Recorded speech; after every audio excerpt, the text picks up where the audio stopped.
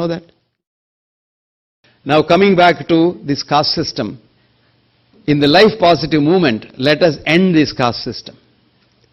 Let us get everybody who says he is a healer together into on one table.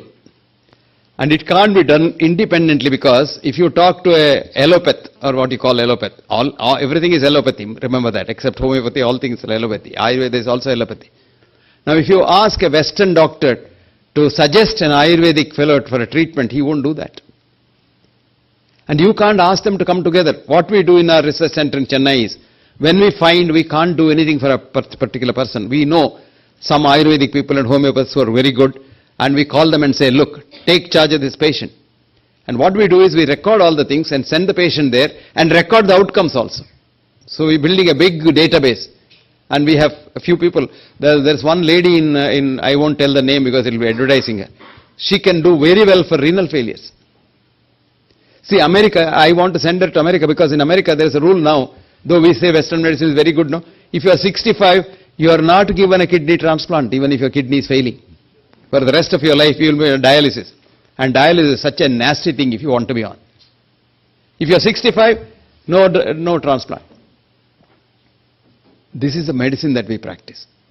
What we should do, and Ahluwalia ji should strive to do this, because, for all these things you need money, man. Without money, nothing happens. Money is the thing that runs this world. And I always say, money is the cause of all diseases. Did you know that?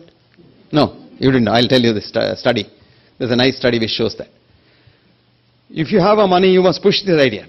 We must get these people together and have a database which says who is good for treating what. A lot of people claim, oh, I do this, that and all. I'll tell you a recent example.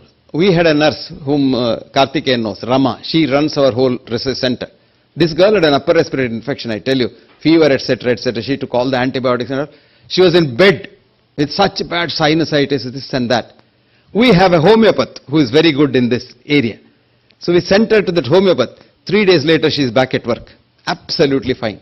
I called her yesterday and said, Rama, how are you? She says, I'm fine, sir. Fit as a fiddle.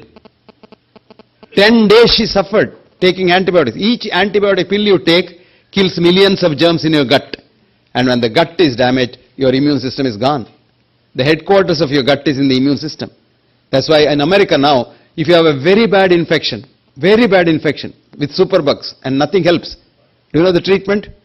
Give someone else's shit through a Ryle's tube. And when once you replace the gut with the normal flora, the infection disappears in 4 hours. This is called fecal transplant. So America does it, so we accept it.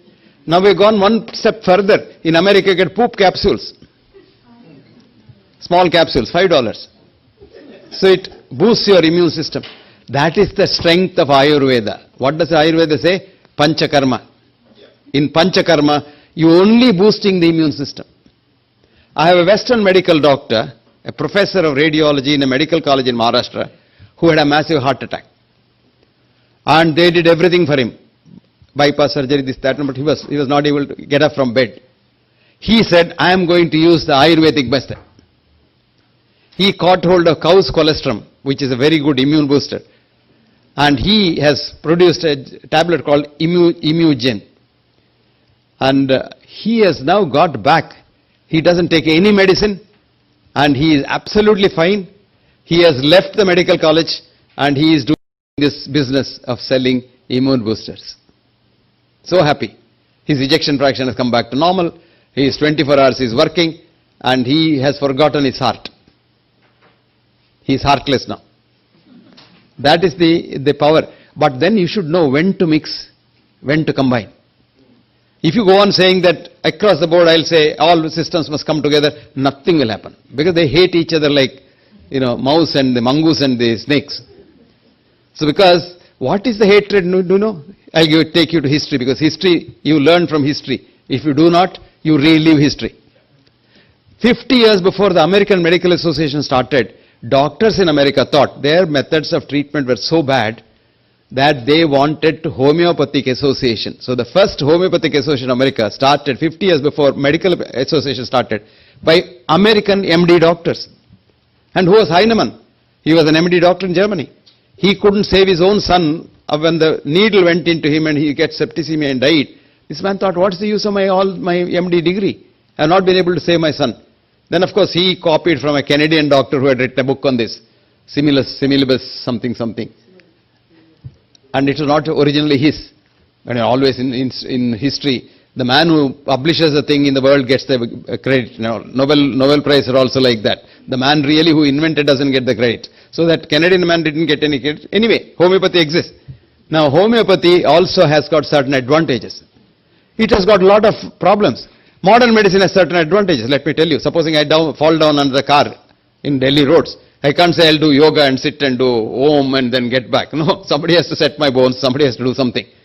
But then what we don't realize is, youngsters who go without a helmet in the road, I tell them, nobody can help you if your head is broken. Doctors cannot do anything for brain injury. We just hoping against hope that something will happen. If the patient recovers, we take the credit. If the patient dies, we give the credit to God. He always kills and we save. So have a helmet because nobody can save. Now these kind of things modern medicine can do.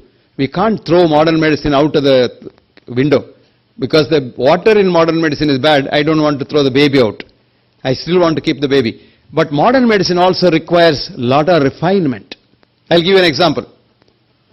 In Vietnam War, America had a 5-star hospital 10 minutes from the war theater.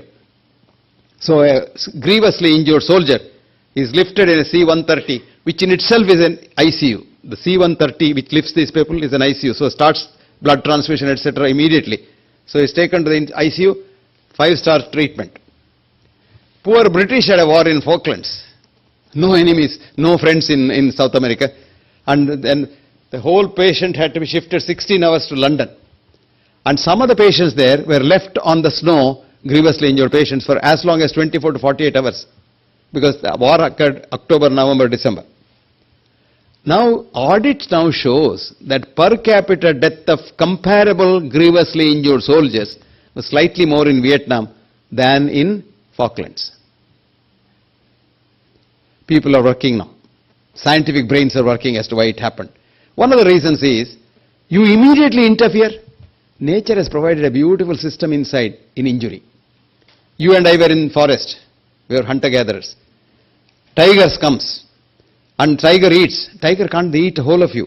It doesn't have the appetite. It will eat maybe your hand. Did I say anything wrong?